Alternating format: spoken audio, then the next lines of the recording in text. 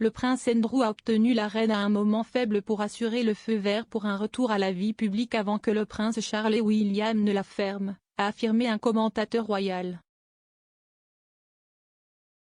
Daisy McAndrew, animatrice de Talk TV et commentatrice royale, a affirmé que le prince Andrew avait passé si longtemps à essayer de ne pas éclipser le jubilé que lorsque les célébrations de 4 jours de la reine se sont terminées, il pensait qu'il serait autorisé à revenir dans la famille royale.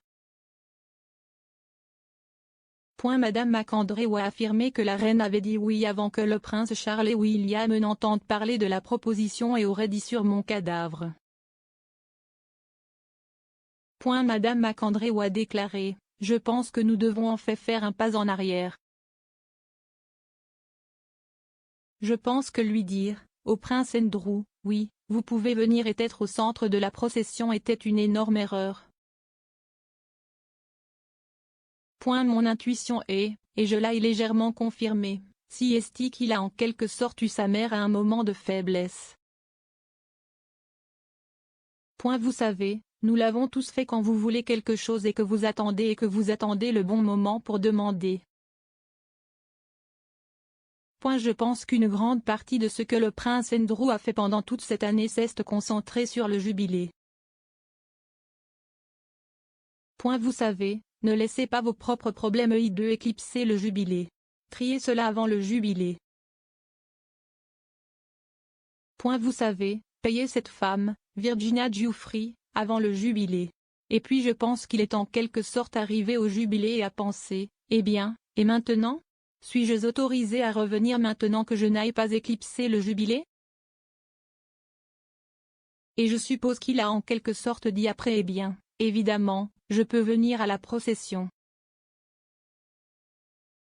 Je soupçonne que la reine a dit oui, puis Charles et William en ont eu vent et ont dit par-dessus mon cadavre.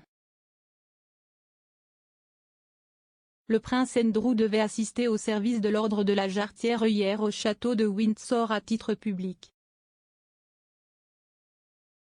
Cela aurait été la première fois que le deuxième fils de la reine apparaissait publiquement dans des fonctions royales depuis qu'il était apparu au service commémoratif de son père, le prince Philippe, à l'abbaye de Westminster en mars.